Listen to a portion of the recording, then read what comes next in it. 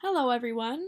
Welcome back to my podcast, Anxietea, a mental health podcast where I give you mental health stories, self care tips, and techniques, and whatever you all want me to discuss.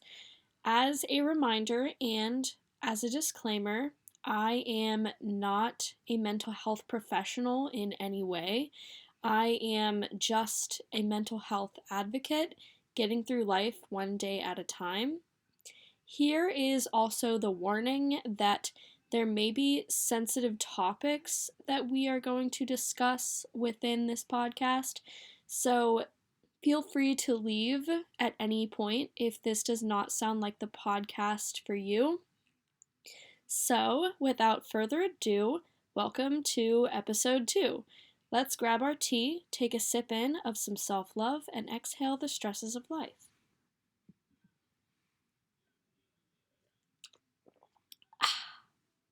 Today I have peach iced tea again. I prefer iced tea the best as opposed to hot. Now let us begin our second journey together. So today we are going to talk about some techniques that work for me to distract myself when I feel anxious or am having a panic attack. I learned a lot of these techniques from my therapists throughout my life, as well as my friends. Hopefully, some of these techniques work for any of you when you all feel stressed, anxious, or are panicking. I know that we are all different, so some of these techniques may work more for others, and some people may find that they don't really work good for them at all, and that is okay. So, first things first is the absolute basics. Focus on taking deep, slow breaths. When I am panicking or am anxious, I notice that my breathing is staggered and increasing in speed or even hyperventilating. So, what I do to try to calm myself down as the absolute first step is trying to let myself know that I am anxious and so my breathing is being hindered from it, so I must decrease my breath's speed. A lot of the times I try to think of sniffing in flowers and blowing out a candle. So I breathe in through my nose and out through my mouth. And I count 4 counts of breath in and 4 counts of breath out. Counting like this kind of helps ground myself, especially if another person is with me, counting with me and breathing with me. Deep breathing has helped me in all kinds of situations, whether I am having a panic attack or am just feeling anxious or stressed out and my heart is beating really fast. Sometimes it even helps after I've done a lot of exercise or feel like I am not breathing as slow as I should. As a vocalist, I am very familiar with deep breathing, but making sure that the breath comes from the belly rather than the chest is what helps the most, in my opinion. The breathing sometimes feels like I am suffocating whenever I feel anxious, and I can physically sense that I breathe in more air over a longer period of time when I inhale using my belly as opposed to my chest. So, some people struggle to feel this kind of breath from the belly. So, what helped me was laying on the ground or in bed and noticing where I'm breathing and how it feels in order to bring that breath to a standing position, since people naturally breathe belly breaths when lying down. Next, I like to use the technique of color spotting for when I feel especially anxious or I'm having trouble staying present while panicking. For those of you that are unfamiliar with color spotting, it is when you think of one color and try to find objects in the room that are that color while keeping track of them in your head by thinking or saying the name of those objects to yourself or aloud. You do this and then you keep thinking of different colors when you run out of objects with that specific color, until you no longer feel anxious, panicky, or out of control. For an example, I'm going to choose the color pink and name every object in the room that is pink, and if I still feel anxious, I will move on to the color blue, for instance. I really like this technique because I feel very connected with colors, specifically the color pink. Doing this really helps me realize that I am safe and brings me back to reality when I'm spiraling. I think color spotting is my absolute favorite technique since I really resonate with colors and they feel safe to me in a way. I don't know how to explain it, but I just really like colors. This is a favorite of mine if I'm out in public or if I am outside. With an unfamiliar surrounding or environment, color spotting kind of helps me feel more familiar with my surroundings a bit better, and I feel safer that way too. Also, outside, as you walk, the objects and colors are always changing since your physical environment in front of you changes, so you can try to spot certain colors outside and look for them without running out of objects as easily, especially if you choose green or brown. Sometimes when I am panicking, it is hard to remember these techniques, so telling a friend about some of these techniques are helpful if you are panicking or are anxious around friends so that they could help. Another favorite technique of mine is to use your five senses. For touching, you could touch different textures, like different surfaces and objects, or like how one part of an object may feel different than another part of the same object. For hearing, you could focus on the different sounds an object could make. For taste, it is best not to taste random objects, of course, but if you have a candy nearby, you could try the five senses on that. For sight, you could focus on the color of the object or what you see that makes up the different parts of an object. For smell, you could try sniffing that object and describing what it smells like, as long as it is safe to sniff, of course. Just focusing on the details and subtleties of an object causes someone to become more focused on the present and slows down any racing thoughts. For an example, crushing a water bottle and focusing on the sound that it makes and describing it works great. Maybe smelling the water, tasting the water, comparing the texture of the water bottle to a different part of the water bottle, or even comparing these senses to that of another object. And so you could compare a water bottle to another object and its textures as well. The five senses technique helps the quickest for me because it feels like a really natural way to distract myself. I have had therapists in the past recommend I watch TV or play games when I'm anxious, and although that helps, it isn't always accessible for me if I am in public or don't have the option to do that technique. The five senses technique is great because you can use pretty much any object for it, and it is easy to do. When you use it, you don't even realize that you are calmed down, you just kind of calm down naturally. Each time I use it, I feel like, wow, that actually worked. It's like tricking your mind almost. Some ways to reduce daily stress is, of course, self care techniques.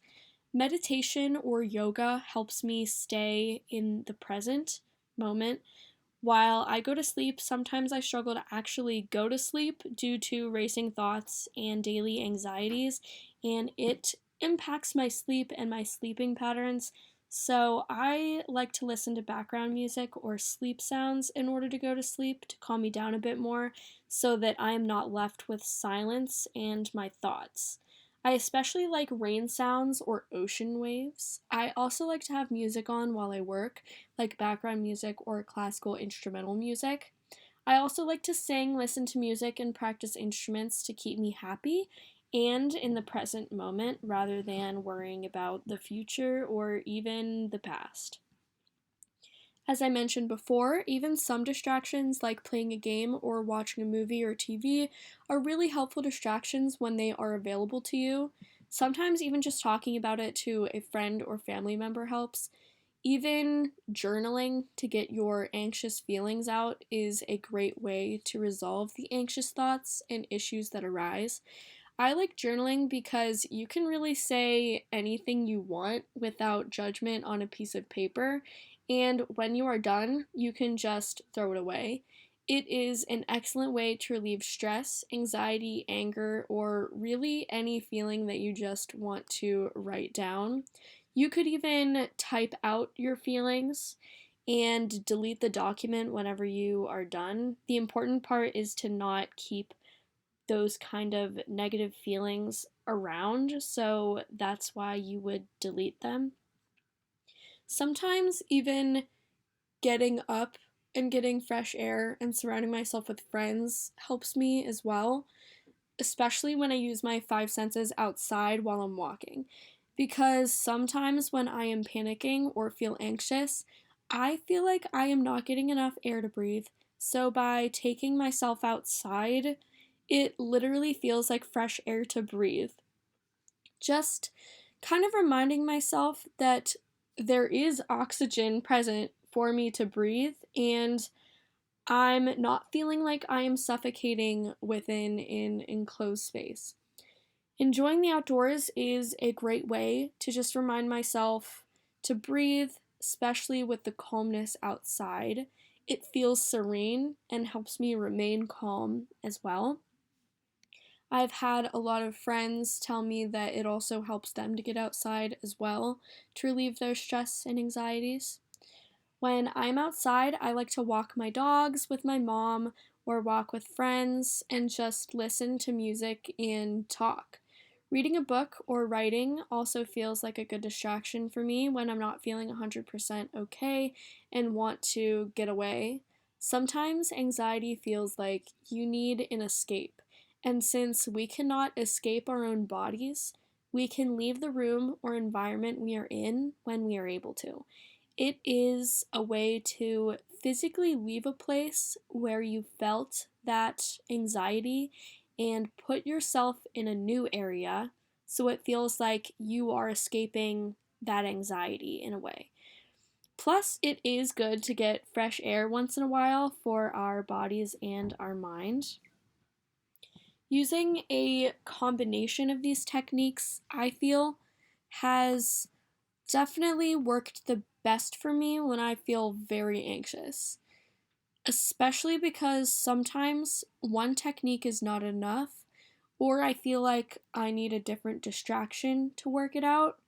I just like to listen to my body and what it needs, even though sometimes it may be difficult to react and take the time to do a body scan and pay attention to what we need when we feel anxious. I think it's important to create a habit of doing so. I also like to write down some of these techniques so that I remember and have them handy to create the habit of knowing how and when to calm myself down. Just make sure to be kind to yourselves, get sleep, drink water, eat whatever your body needs. I know that sometimes it may feel hard to do, but it is so important to take actual care of your bodies. These techniques are all ones that I have used and work for me. However, as I mentioned before, everyone is different, so they may or may not work for you.